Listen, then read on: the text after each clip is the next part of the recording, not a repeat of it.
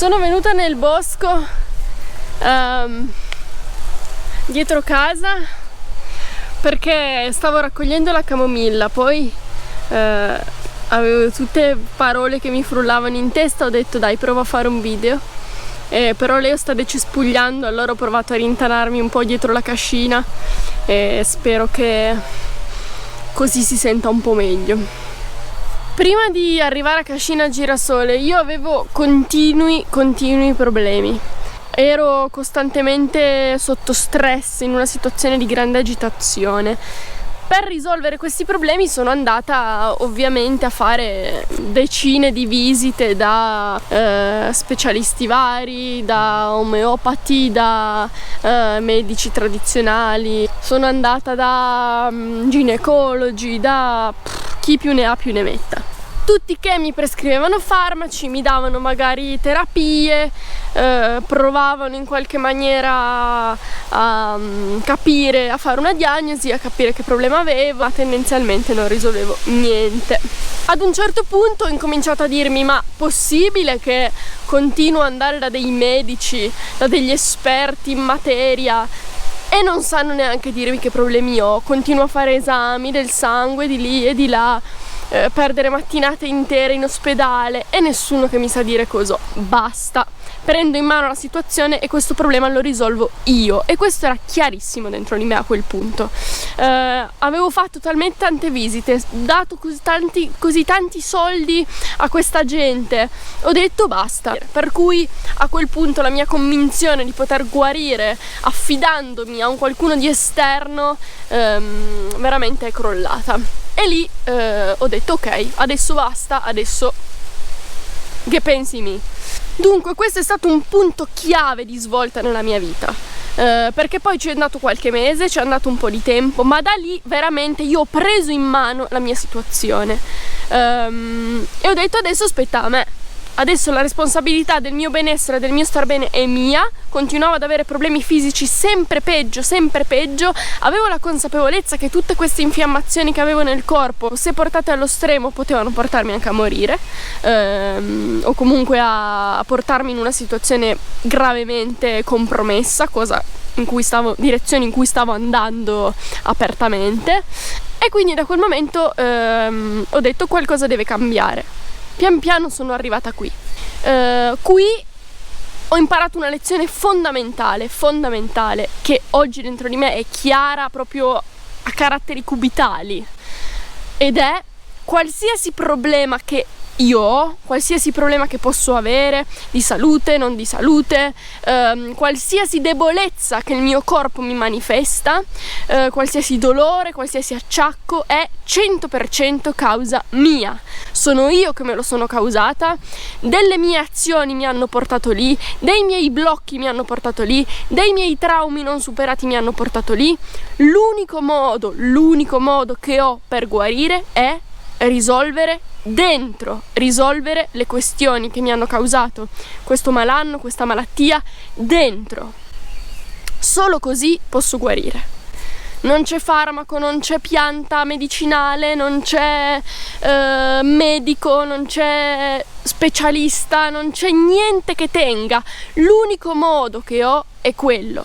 Poi, associato a quello, ci possono essere delle altre cose che sono fondamentali in egual misura, una sana alimentazione, vivere in un posto pulito, eventualmente anche affidarsi a certe piante o a certe medicine al patto che siano, insomma, cose pulite e non porcherie che peggiorano solo di più la situazione. Tutte queste cose senz'altro aiutano, ma non posso guarire se non guarisco dentro. Io sono guarita dai miei problemi, che erano gravi, che erano seri, che erano grandi e che mi impedivano giorno per giorno di fare una vita normale, una vita degna, una vita decente.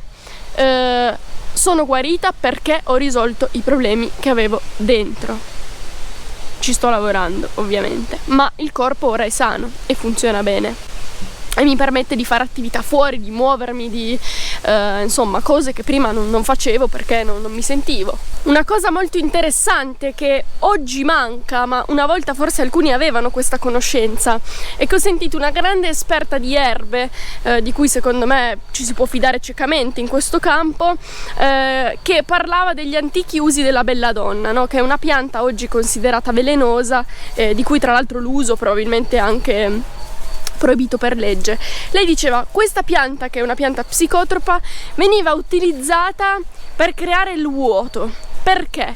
Perché un corpo malato è un corpo che vuole essere malato e l'unico modo perché questo corpo possa guarire è creare il vuoto e far sì che questo corpo nel vuoto decida di guarire e di star meglio. Questo è l'unico modo. Non è necessario per forza utilizzare una pianta, un qualcosa di esterno, ma è un lavoro che si può fare dentro. E tra l'altro, nella mia esperienza e per come io vedo le cose, il modo migliore per farlo è proprio senza aiutini, ma usando le proprie facoltà, perché ce l'abbiamo la facoltà di star meglio.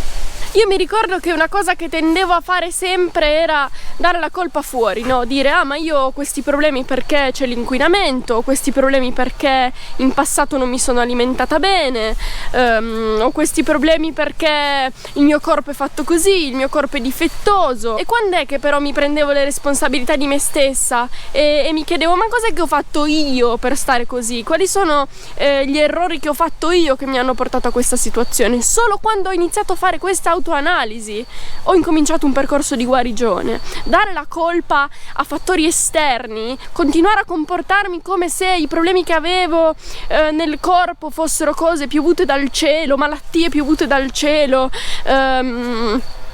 condanne o maledizioni, non mi ha mai portato a niente. Era una sorta di vittimismo che applicavo, che lasciava il tempo che trovava. Per guarire, nel mio caso, è stato proprio necessario creare un vuoto. Quando io sono venuta qui mi sono lasciata tutto indietro, tutti gli oggetti, tutte le cose che facevo prima, la mia vita di prima, tutto indietro ho lasciato, non mi sono portata dietro niente, zaino vuoto. Anzi, sono venuta con uno zaino con 3 stracci dentro che dopo un mese che ero qui erano spariti via tutti, e Leo mi ha regalato tanti vestiti colorati, belli, gioiosi.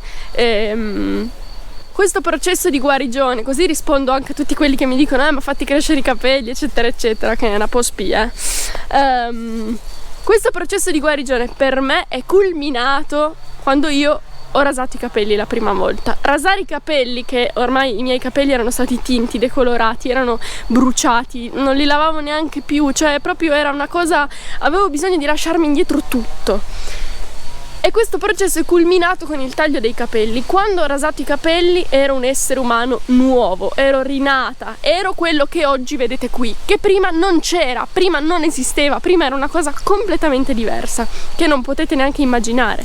Per guarire è stato necessario lasciarmi tutto indietro, probabilmente anche crearmi tantissimi nemici, essere giudicata, essere trattata come matta, creare scompiglio nella mia famiglia, eccetera eccetera. Ma era necessario lasciarmi tutto indietro, era necessario fare il vuoto. Questo era l'unico modo che avevo per guarire.